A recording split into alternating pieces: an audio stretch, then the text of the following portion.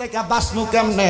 আমার দয়াল নবী রহমাতুল লিল আলামিন নবী কই উম্মত শোনো শোনো শোনো, ওই ফেরকা থেকে বাঁচার জন্য সেই দলটারে দেখবা আমি নবীরে মুহাব্বত করে, আমি নবীরে ভালোবাসে, আমি নবীর পথ মতে চলে, আমি নবীর ইবাদত করে, ওই দলটারে অনুসরণ করবা। ইয়া রাসূলুল্লাহ, যে দুই দলের মাঝে দ্বন্দ্ব লাগছে, সবাই তো আল্লাহর ইবাদত করে, সবাই তো আপনি নবীর কথা বলে। আমার দয়াল নবী শিখিয়ে দেয় উম্মতের দলেরা, তোমাদেরকে আল্লাহ বিবেক দান করছে, বিবেক দিয়া তোমরা দলের অনুসরণ করবা। ইয়া রাসূলুল্লাহ, ইয়া হাবিবাল্লাহ নবী গো, কোন বিবেক দিয়া অনুসরণ করব? আপনারা জানেন আজকে যেই দিনটা আমাদের কাছ থেকে বিদায় হয়ে গেছে, এই দিনটা হলো পবিত্র আশুরার দিন। এই দিনে নবীর কলিজার টুকরা নাতি হযরতে ইমামে পাক ইমাম হুসাইন রাদিয়াল্লাহু তাআলা আনহুরে কারবালার ময়দানে ইবনে জিয়াদের দলেরা আর ইয়াজিদের দলেরা গলা মোবারকের মধ্যে ছুরি চালাইয়া দিছে। হুসাইন রাদিয়াল্লাহু তাআলা আনহুরে যেই এজিদের দলেরা ছুরি চালাইছে, ওই এজিদের দলের মধ্যে 300 মুফতি ছিল। কয়শো? 300 মুফতি ছিল। ওই এজিদের দলের মধ্যে 7000 হাফেজ সাহেব ছিল, কোরআনের হাফেজ। ওই এজিদের দলের মধ্যে অনেক জাতির লোক ছিল। এজিদের দলে এই মুফতি এই হাফেজ সাহেবরা কেন নবীর কলিজার টুকরা নাতির গলা মোবারকে ছুরি চালাইছে? তাদেরকে যদি প্রশ্ন করা হয়, তারা বলবে শোনো জগৎবাসী, আমরা ইয়াজিদের অন্ধবিশ্বাস করছি। আল্লাহর কসম, অন্ধবিশ্বাস দিয়ে ইসলাম চলে না। ইসলাম চলে অন্তরে বিশ্বাস, মুখে বিশ্বাস এবং কর্মে প্রকাশের মাধ্যমে। এবার আপনারা বলেন, আমরা সবাই অন্তরে বিশ্বাস, মুখে বিশ্বাস, কর্মে প্রকাশের মাধ্যমে ইসলাম মানার দরকার আছে না নাই? আছে। হাফেজ সাহেব কয় হাজার? 7000। কয় হাজার? মুফতি কয়শো? কোন কোন বর্ণনা আবার কইছে 100। 300 মুফতি সাহেব ছিল, 1000 হাফেজ সাহেব ছিল, 7000 হাফেজ সাহেব ছিল। আচ্ছা, হাফেজ সাহেবরা কোরআন শিখছে না? কোরআনের দাম আছে না? বলে হুজুর, তাহলে তারা নবীর নাতির গলায় ছুরি চালাইলো, যে ব্যক্তি তার দল কেন নিল? ওই অন্ধবিশ্বাস। তো তারা কেমনে এজিদরে বিশ্বাস করলো? কেমনে এজিদের অনুসরণ করলো? এজিদের 1 নাম্বার চরিত্র, এজিদ দুশ্চরিত্র ছিল। কি ছিল? এজিদের যারা অনুসরণ করতো, এজিদ তাদের অনুমতি দিছে মদিনাতে যত মহিলা আছে, এই মহিলাদের সাথে অবাধভাবে অবৈধভাবে মেলামেশা করার জন্য। বর্ণনায় কিতাবের ভিতরে এমনও লিখতেছে এজিদের চরিত্রের ব্যাপারে, এজিদ যেই ব্যক্তি, এই ব্যক্তি তার দলের মানুষরা যখন বলছে মহিলাদের সাথে অবাধভাবে মেলামেশা করা জায়েজ করে দিছে, তখন গর্ভধারিণী অনেক মহিলারে তারা অত্যাচার অনাচার করছে, অবৈধ মেলামেশা করছে। আপনারা তা আসতে নাউজুবিল্লাহ কইলেন। এজিদের আরেকটু চরিত্র শুনবেন, শোনেন। এজিদের আরেকটা চরিত্র হইল, এজিদ যখন কারবালার ময়দানে এখনো যায় নাই, এজিদ মদিনা শরীফের ভিতরে উট, বেড়া, বকরি নিয়া, ছাগল নিয়া মদিনা শরীফে বাঁধছে। এই বেড়া বকরি মদিনা শরীফের ভিতরে প্রস্রাব পায়খানা করছে। এটা এজিদের চরিত্র। এটা আসতে কইলেন। এটা এজিদের কি ছিল? এজিদের 3 নাম্বার দুশ্চরিত্র, এজিদ ছিল মদ পান করনেওয়ালা, মদ পাই নেশাখোর ব্যক্তি। কি ব্যক্তি? এজিদের আরেকটা চরিত্র 4 নাম্বার, এজিদের আরেকটা চরিত্র হইল, এজিদ যখন বাইসা ছিল দুনিয়ার জমিনের ভিতরে, এজিদ নারীবাজি করে। কার চরিত্র? এজিদের চরিত্র। আচ্ছা, এজিদের এতগুলা ভালো চরিত্র, ভালো না খারাপ? হ্যাঁ, বুঝতেছেন আপনারা? এজিদের 5 নাম্বার সর্বশেষ সর্বনিকৃষ্ট চরিত্র হইল, যখন হুসাইন রাদিয়াল্লাহু তাআলা আনহু শাহাদাত বরণ করছে, বরণ করাইছে এজিদে। দেখবেন আমাদের সমাজে ফতুয়া 2 রকমের। এজিদরে কেউ ফতুয়ার মাধ্যমে বাঁচাইতে চায়। এজিদের কোনো দোষ ছিল না, এজিদ যুদ্ধ করে নাই, এজিদের পক্ষ থেকে আরেকজন যুদ্ধ করছে। তো এজিদ যদি হুসাইন রাদিয়াল্লাহু তাআলা আনহুরে ভালোই বাইসা থাকতো, তো হুসাইন রাদিয়াল্লাহু তাআলা আনহুরে যেই ব্যক্তি শহীদ করাইলো, তার বিচার কেন করলো না? কথা কি বুঝতে পারছেন?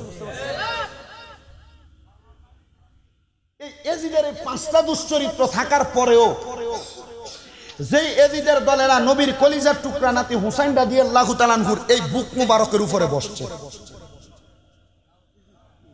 কে বসছে? এজিদ।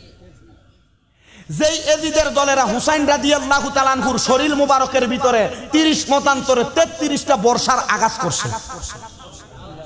টেডা চিনেননি? টেডা এই বর্ষা দিয়ে আঘাত করছে। 1000 তরবারির আঘাত দিছে। এই এজিদ হুসাইন রাদিয়াল্লাহু তাআলা আনহুর বুক মুবারকের মধ্যে 30 মতান্তরে অনেকগুলা তীরের আঘাত করছে। এই এজিদের দলেরা হুসাইন রাদিয়াল্লাহু তাআলা আনহু নামাজরত অবস্থায় ছিলেন। 2 রাকাত নামাজ আমরা সিজদা দেই কয়টা? দুইটা বল।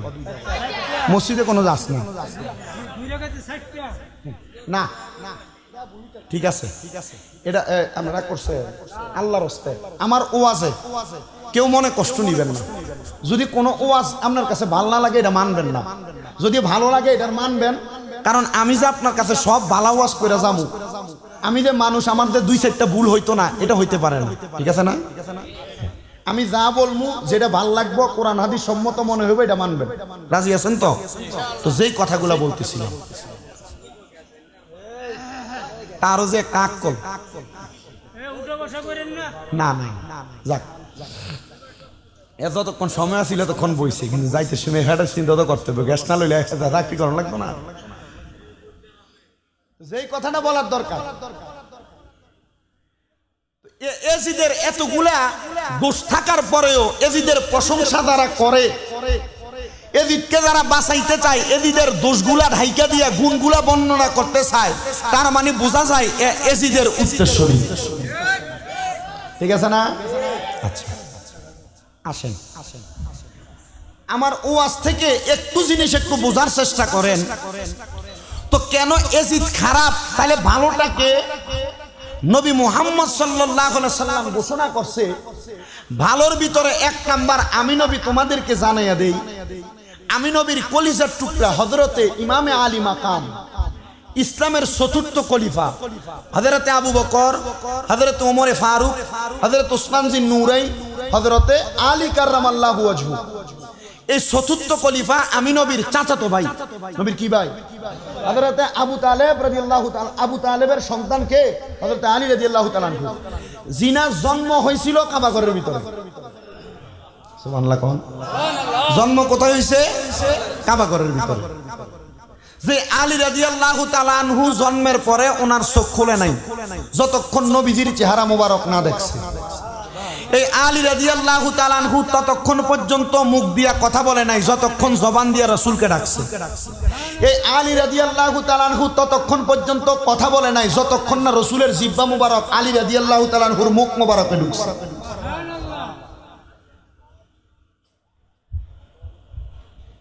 ওই আলী রাদিয়াল্লাহু তাআলা আনহুকে আমার নবী রাহমাতুল লিল আলামিন নবীজির কলিজার টুকরা কন্যা, যার নাম হযরতে খাতুনে জান্নাত ফাতেমাতুজ জাহরা রাদিয়াল্লাহু তাআলা আনহা।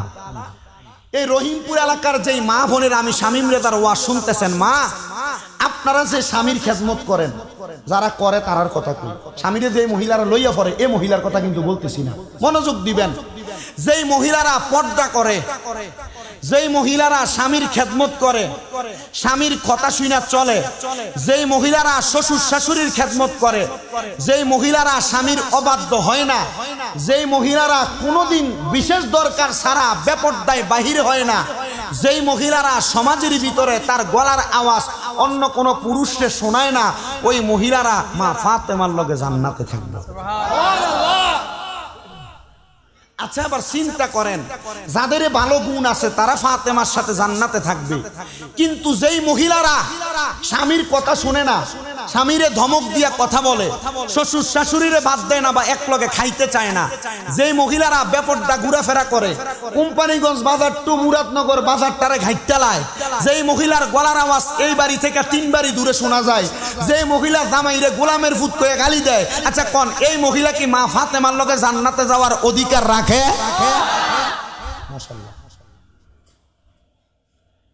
তাহলে এই মা বোনের প্রতি আমার আবদার হইল, আপনারা যারা আমার ওয়াজ শুনতেছেন নিয়ত করেন, আমার ওয়াজ শোনার পর থেকে কোনোদিন আপনার এই চেহারা কোনো পরপুরুষকে দেখাইবেন না।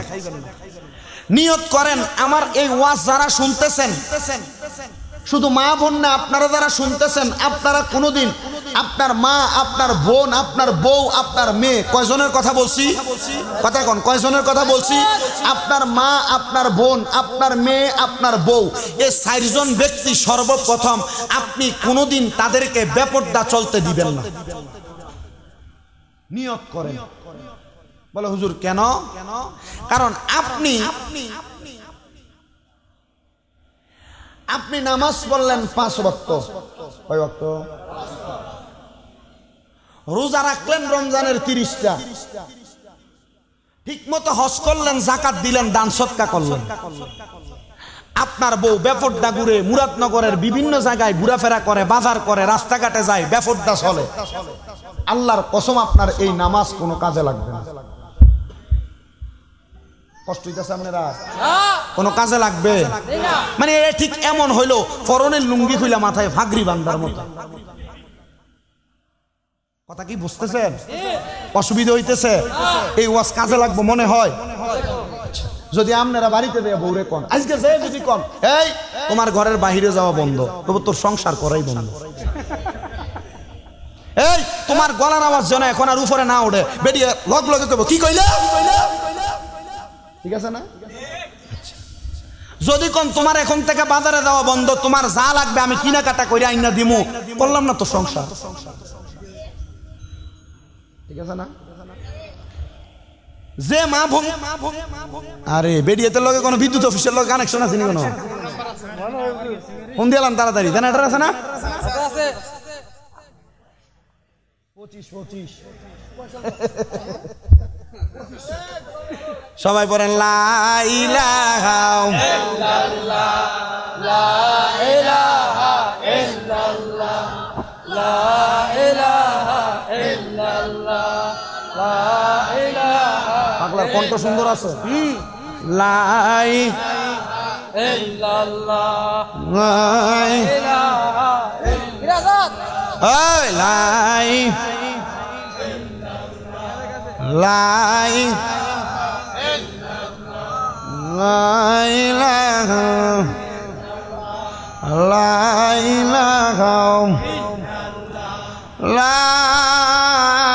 ইলাহা ইল্লাল্লাহ মুহাম্মাদুর রাসূলুল্লাহ সাল্লাল্লাহু আলাইহি ওয়াসাল্লাম।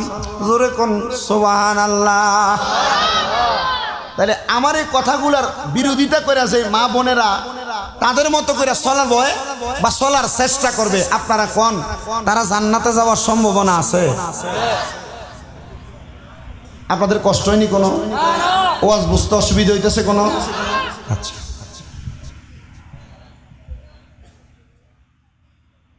বাজান আমার যেই কথা বলতেছিলাম, নবীর কন্যা খাতুনে জান্নাত হযরতে ফাতেমাতুজ জাহরা রাদিয়াল্লাহু তাআলা আনহা, ওনাকে আমার নবী হযরতে মওলা আলী মুশকিল কুশার সাথে বিবাহ দিলেন। সুবহানাল্লাহ। তো এই বয়ান শুরু করার আগে আমি আপনাদেরকে নিয়ে একটু দোয়া দুরূদ জিকির আজকার করব। আপনারা মনোযোগের সাথে আমার বয়ানটা শুনে যাবেন। যদি ধৈর্যের সাথে শুনেন, আমার এই ছোট্ট ওয়াকিয়া কারগুজারি ঘটনার মাধ্যমে আপনারা অনেক কিছু বুঝতে পারবেন, যার দ্বারা আপনার ঈমান আকীদা দুরুস্ত হবে, যার দ্বারা আপনার দুনিয়া এবং আখিরাত সুন্দর হবে। আসেন আমাদের ঈমান আকীদাকে পরিপূর্ণ রাখার জন্য আমরা মুহাব্বতের আওয়াজে উচ্চ কণ্ঠে আমার আল্লাহ তাআলার কালামে হাকিমের তেলাওয়াত করি। ফি শান হাবিবিহি ওয়া মাহবুবিহি ওয়া মা'শুকিহি মুখবিরা ওয়া আমিরা। ইন্নাল্লাহা ওয়া মালাইকাতাহু ইউসাল্লুনা আলান নাবিয়্যি ইয়া আইয়ুহাল্লাযীনা আমানু সাল্লু আলাইহি ওয়া সাল্লিমু তাসলিমা। আল্লাহুম্মা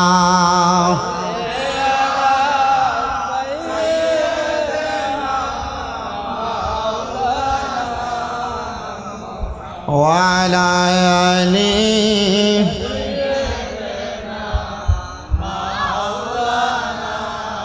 আর একটু জবান খুলে মুহাব্বতের আওয়াজে পড়েন আল্লাহুম্মা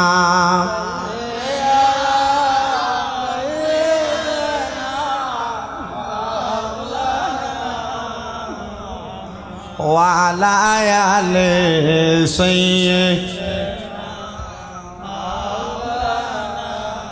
जुम्मार घर के काबा बनाइया बनाओ देहर घर के मदीना बोलें जुम्मार घर के काबा बनाइया बनाओ देहर घर के मदीना যায় নামাজ সাইয়ার দেখো কত সুন্দর মদিনায় আল্লাহুম্মা জোরে ঈমান তাজা হবে মোহাব্বত নিয়ে পড়েন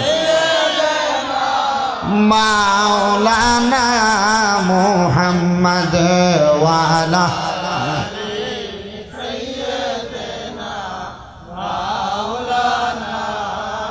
চিন্তা করে দেখো রে মন রাত্রি গভীর নিশীতে আসছো একা যাইবা একা কে যাবে তোর সঙ্গে তে আল্লাহুম্মা সাল মোহাব্বতে বলেন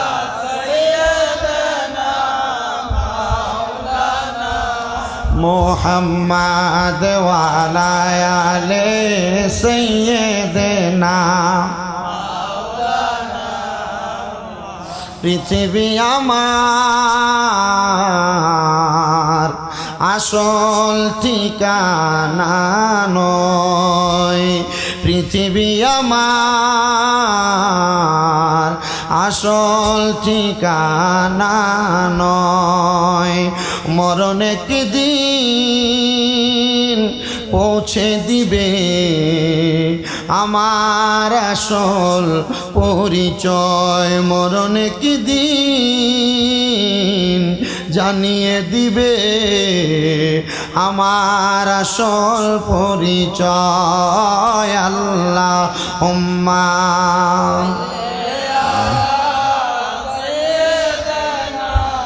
মাওলানা মুহাম্মদ ওয়া আলা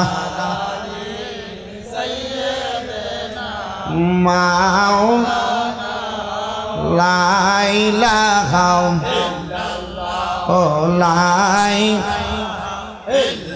ভালো লাগে লা ইলাহা হাসবি রব্বি জাল পরন মাফি কলবি মাবুদ নাই বলেন নবী সারা উপায় নাই বলেন আল্লাহ নাই আমার নবী সারা ওই নবীকে পাইতে হইলে ওলি আল্লাহর দয়া চাই লা ইলাহা ও লা ইলাহা বলেন নামাজ রোজা সাইর না কেহ মা বাবার খেদমত সাইর না বলেন নামাজ না কেহ মা বাবার খেদমত সাইর না আমার নবীর দরুদ বইল না বলেন নবীর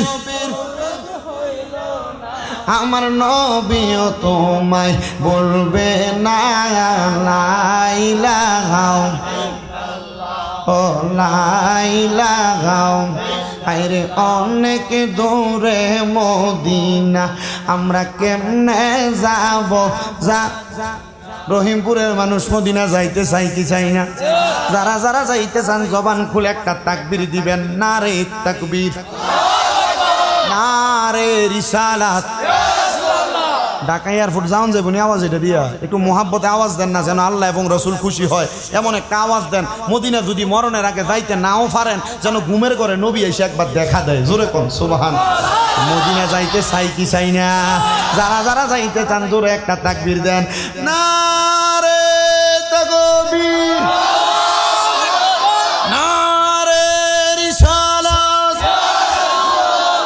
জোরে কোন মারহাবা। মদিনা যাইতে চাই কি চাই না? তো জোরে পড়ে অনেক দূরে মদিনা আমরা কেমনে যাব, দয়াল আল্লাহ দয়া করেন রেন নসিব করেন মদিনা লাই লাই লা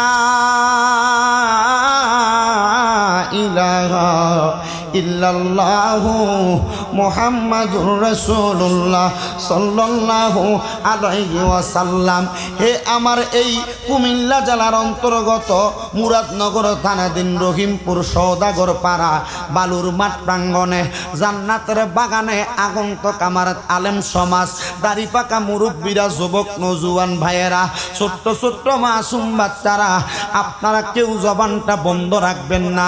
আপনারা বলেন আমাদেরকে সৃষ্টি করছেন একজন, ওই সৃষ্টিকর্তার নামটা কি? ওই আল্লাহ যে আমাদেরকে সৃষ্টি করলেন, আমরা সবাই ওই আল্লাহর ইবাদত করার দরকার আছে না নাই? বাজান আমার, ওই আল্লাহর ইবাদতের বহির্ভূত হইয়া আমরা আল্লাহর ইবাদত থেকে দূরে সরে গেছি। আমরা গুনাহ করতে করতে আমরার কলবদারে ঝাঁঝরা বানাইয়া ফালাইছি। এই গুনাহগুলার কারণে আমরার কলবটা বর্তমানে একবারে ময়লার স্তূপ যেমন হইয়া থাকে, হয়তো আমরার গুনার কারণে আমরার কলবটা ময়লার স্তূপের মতো কালো হইয়া রইছে। বাজানো হে আমার, আজকে এই রহিমপুর এলাকার বাবাজিরা বন্ধুরা, আমরার এই কলবটা যে কালা হইয়া রইছে, আমরা তো কলবদারে পরিষ্কার করার দরকার। এই কলবদা পরিষ্কার করানোর জন্য আমার আল্লাহ তাআলা আমার নবীর আদেশ দিছে। আমার নবী যুগ যুগ ধরে দুনিয়ার জমিনের মধ্যে যে আলেম সমাজ, যে মুফতি মুহাদ্দিস সহ পীর মাশায়েখ হক্কানি রব্বানি ব্যক্তিবর্গ আছে, তাদের মাধ্যমে একটা আদেশ করছেন। এমন কলব পরিষ্কার করনেওয়ালা একজন তরিকতের সম্রাট, তরিকতের বাদশা সারসিনা দরবার শরীফের আলা হযরত পীর সাহেব হুজুর কেবলা গতকালকে রাত্র 2টার সময় দুনিয়া থেকে ইন্তেকাল করে উনি পরপারের যাত্রী হয়ে গেছে।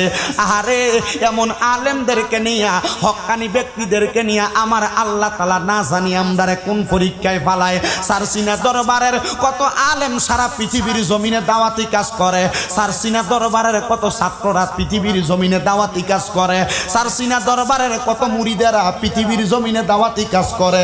আরে এখন মানুষগুলার অন্তরে শান্তি নাই। আমি দেখলাম আমারই পরিচিত একজন ভাই হুজুর কেবলার ইন্তেকালের পরে হাউ মাউ করে কান্না করে। জিজ্ঞেস করলাম কান্না করার কারণ কি? ডাক দিয়া কয়, ভাই আমি দুনিয়ার জমিনের ভিতরে জন্মের পর থেকে আমার বয়স যখন 23 বছর পর্যন্ত আমি গান বাজনা নিয়ে চলাফেরা করতাম, বন্ধু বান্ধবের সাথে সিগারেট নেশার সাথে যুক্ত ছিলাম।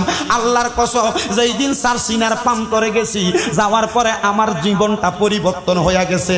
আমি বলবো আপনার কাছে আপনার দরবারটা ভালো লাগবে, যে যেই দরবারে যান, যে পীরের কাছে যান, আপনার নিজস্ব বিষয়। হক্কানি একজন পীর ধরবেন যেন আপনার কলব পরিষ্কার হয়, এমন দরবারের পীর মাশায়েখের অনুসরণের মাধ্যমে আমরার শিক্ষা দেয়। হে জগতের বান্দার দলেরা, তোমরা যে গুনাহ করতে করতে কলবটারে কালো বানাইয়া ফালাইছো, এই কালো কলবটা লইয়া আমার আল্লাহর কাছে যদি তুমি ফিরত যাও, আমার আল্লাহ তো এই কালো কলব দিয়া তোমারে দুনিয়ায় ফাটায় নাই।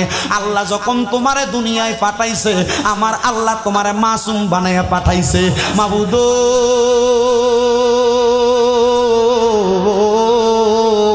এই মাসুম কলব এখন আমার নাই। আমার কলব যখন তুমি দুনিয়াতে পাঠাইছো, দুধের মতো সাদা বানাইয়া পাঠাইছো, আল্লাহ গুনাহ করতে করতে আমার কলব দ্বারা কালা বানাইয়া ফালাইছি। আমার নবী একটা ডাক দিয়া কয়, উম্মত এই কালা কলবদার লইয়া যদি আমার আল্লাহর কাছে যাও রে উম্মত, গুনার কারণে আমার আল্লাহ তোমার জাহান্নাম দান করব। সাহাবাই কেরাম একটা ডাক দিয়া কয়, নবী গো, ইয়া রাসূলুল্লাহ, ইয়া হাবিবাল্লাহ, নবী গো, আপনার উম্মত গুনাহ করবে, ভুল করবে, অন্যায় করবে, আপনার উম্মত কি মাপ পাবে না নবী গো?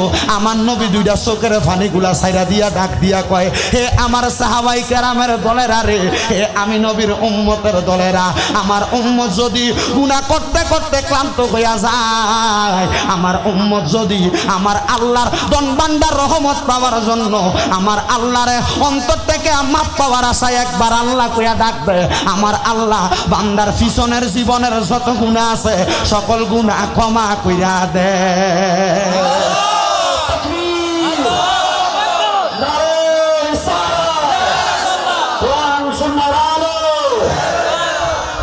ইয়া রাসূলুল্লাহ, ইয়া হাবিবাল্লাহ, নবী গো, ও দয়াল নবী, আমরা তো গুনাহ করছি। গুনাহ আসেনি? অন্যায় আসেনি? পাপ আসেনি? ইয়া রাসূলুল্লাহ, নবী গো, আমরা গুনাহ করছি, অন্যায় করছি। আমরা লুকায়া লুকায়া গুনাহ করছি, গোপনে গোপনে গুনাহ করছি। আমার মুরব্বী বাবারা, আল্লাহর হস্তে একটু মনোযোগ দিবেন। জীবনের চাকা বন্ধ হয়ে গেছে। যুবক ভাইয়েরা, এখন আপনাদের জীবনের চাকা মাত্র চলতেছে। হে আমার পর্দার অন্তরালের রহিমপুর এলাকার পর্দার আড়ালের মা বোনেরা গো, আর কতকাল দুনিয়া রং তামাশা করে সময় কাটাইবা? মা, আমিও তোমরার মতো একটা মায়ের গর্ভের সন্তান গো মা। দুনিয়াতে কত রং তামাশা করছো, অল্প কিছুক্ষণ সময় তোমরার ফুট স্বামী ব্রাদার ওয়াজটা একটু মনোযোগ দিয়া শোনো। বাগানো লুকায়া লুকায়া গুনাহ করছেন।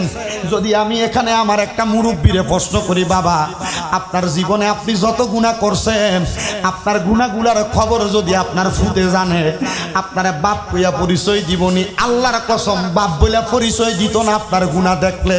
কারণ আপনি এই ফুতেরে খাবাইতে যাইয়া চুরি করছেন, মিছা কথা কইছেন, ব্যবসার যাইয়া মিছা কথা কইছেন এই ফুতেরে খাবাইবার লাইগা। কিন্তু এই ফুতে যদি আপনার গুনাহগুলা দেখে, আল্লাহর কসম আপনার বাপ কইয়া পরিচয় দিত না। এ যুবক ভাইয়েরা, এ যুবক ভাইয়েরা, তুমি একটাবার চিন্তা করো, তোমার মা তোমার পাগল, তোমার বাবা তোমার পাগল।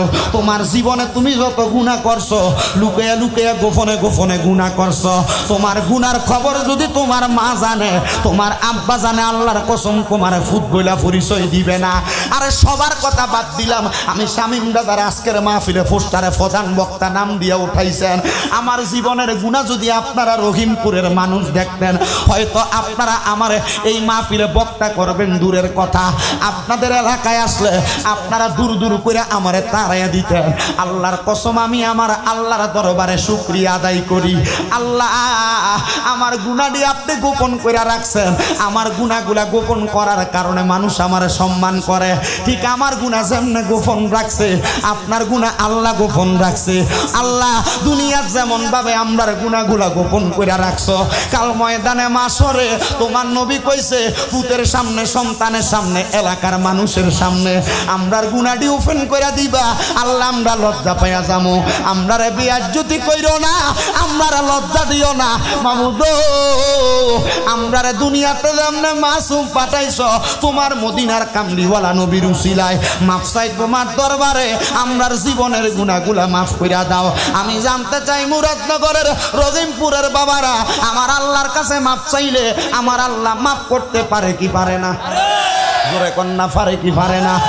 ওরে তুমি তো মালিকুল কাদির, আরে বানাও কত বাদশারে ফকির, এসবে তোমার কুদরতেরই দান। আল্লাহ পরোয়ার গুনাহ খাতা মাফ করো আমার কন্যা, গুনাহ খাতা আল্লাহ পরোয়ার গুনাহ খাতা।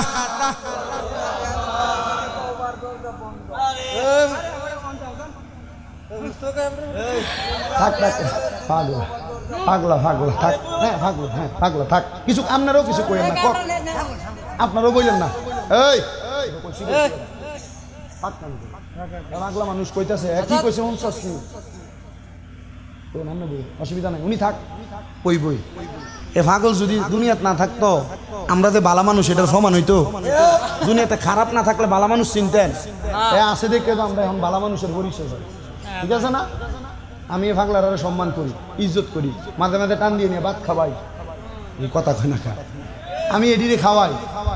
আমি মাঝে মাঝে এমন পাগল দিলে আমি আমার কত লগের পোলাপান কইছে, লগের বাইরে কইছে, আমার লগে মোটামুটি হুজুর বানাইছে তো, পয়সাওয়ালা টাকাওয়ালা এই চলার চেষ্টা করে। তা আমার ভাই এটা পাগল, এটা লুল করে, এটা কেমন জানি দেখা, আপনি যদি এটা হাতে ধরে নিয়ে খাবার আপনার হিল লাগে না? আমি বেটা, আল্লাহর নবী কইছে এ পাগলটি জান্নাতের বাদশা হইব। ইবনে মাজাহ শরীফের 303 নম্বর পৃষ্ঠার হাদিস। আল্লাহর নবী কইছে পাগলগুলোর কোনের বাদশা হইব? জান্নাতের বাদশা। কারণ এটার কাছে শরীয়ত নাই, এটা পাগল, এটার কাছে কিছু বোঝে না, এটা আল্লাহ নিয়ে এটার জান্নাতের বাদশা বানাইব। আপনি মনে করেন পাগলটারে আপনি অবহেলা করবেন? অবহেলা করার কোনো সুযোগ আছে? আল্লাহ নবী কয় আলা উখবিরু কাম মুলুকিল জান্নাত। সাহাবায়ে কেরাম, আমি নবী কি তোমাদেরকে জান্নাতের বাদশা সম্পর্কে খবর দিব না? সাহাবায়ে কেরাম কয় কলু বালা ইয়া রাসূলুল্লাহ, হ্যাঁ জান্নাতের বাদশা সম্পর্কে খবর দেন। নবী কয় জান্নাতের বাদশা হলো ওই ব্যক্তি ক্বালা রাজুলুন দাইফুন মুস্তাদাফুন যু তিমরাইনি লা ইউবাহু লাহু লাউ আকসামা আলাল্লাহি লা বাররা। ওই ব্যক্তি জান্নাতের বাদশা যে ব্যক্তির দেখতে দুর্বল মনে হয়, শরীরে জামা কাপড় এলোমেলো মনে হয়, চুলগুলো এলোমেলো মনে হয়, দেখলে তোমার পছন্দ হয় না, তোমার পছন্দ না হইতে পারে, এই ব্যক্তি কোনো দোয়া করলে আল্লাহ লগে লগে দোয়া কবুল করে। তাহলে পাগলটার অবহেলা করবেন? পানি মারবেন? কলা চুলকা টলকা মাইরে কোনো অবহেলা করা যাবে? পাগলটারে ভাত খাওয়াইবেন, আদর যত্ন করে। যদি মন চাই যে কিছু করতে পারবেন না, কিছু কইেন না, এমনি নর্মাল বিদায় করে দিয়ে, ঠিক আছে না? ঠিক আছে না? তা আল্লাহ তাআলা আমরার জীবনের গুনাহ মাফ করো। জোরে করেন আরে কেমন আস্তে আস্তে মায়া করে আমিন। তাবারুক আছে না মাহফিলে? আমরা এত আস্তে আমিন কোন ফিল লেগে? তাবারুকের সময় যদি কেমন একবার দলে দলে এসে খাওয়ানোর লেগে একটু মোহাব্বতে আমিন কোন লাগবো। আমরা জীবনের গুনাহ আল্লাহ মাফ করতে পারিনি, একটু মোহাব্বতে কোন ওরে গুনাহ খাতা মাফ করো আমার আল্লাহ পরওয়ার। গুনাহ খাতা মার বলেন গুনাহ খাতা আল্লাহ পরওয়ার। গুনাহ খাতা না চাই না কইরাছি গুনাহ মাফ কইরা দাও সাইরা বানা, তুমি সারা কে আছে আমার বলে। না চাই না কইরাছি গুনাহ মাফ কইরা দাও সাইরা বানা, তুমি সারা কে আছে আমার। ওরে তুমি যদি মাফ না করো যাইব আমরা কারো দ্বারে, তুমি যদি যাইব আমরা কারো দ্বারে। দয়া করো রহিমে রহমান বলেন দয়া করো আল্লাহ পরওয়ার। গুনাহ খাতা মাফ করো আমার বলেন গুনাহ খাতা আল্লাহ পরওয়ার। গুনাহ খাতা তোমার যত বান্দায় আছে নারী বলো পুরুষ বলো, ইবাদতে করে যে তোমার আল্লাহ, ইবাদতে করে যে তোমার। ওরে নারী পুরুষ বান্দা যত তুমি আল্লাহ ক্ষমা করো, নারী পুরুষ তুমি আল্লাহ ক্ষমা করো দয়া কইরা, ক্ষমা করো দান বলেন দয়া কইরা দান আল্লাহ পরওয়ার। গুনাহ খাতা মাফ করো আমার কন্যা, গুনাহ খাতা আল্লাহ পরওয়ার। গুনাহ আমার বাজান গভীর মনোযোগ অন্তরের কানটা লাগিয়ে শুনবেন। এই জন্য জীবনের গুনাহগুলা মাপ পাওয়ার আশায় চক্ষুটা বন্ধ করে দিয়া আমার আল্লাহ তাআলার একটু আসমে জাতের জিকির করবেন। যাদের জবান আছে একটা জবানও বন্ধ রাখবেন না, নিজের কলবের দিকে খেয়াল কইরা চক্ষু বন্ধ কইরা মুহাব্বতে আমার আল্লাহ তাআলারে ডাক দিবেন। কষ্ট হবে, কষ্ট নিবেন না, একটু মুহাব্বতে আল্লাহ আল্লাহ করেন। আল্লাহ আল্লাহ আল্লাহ আল্লাহ আল্লাহ আল্লাহ আল্লাহ আল্লাহ আল্লাহ পাগল মগল একবার বাবুলি না রে তো হইব রে মহরম মারহাবা। আল্লাহ আল্লাহ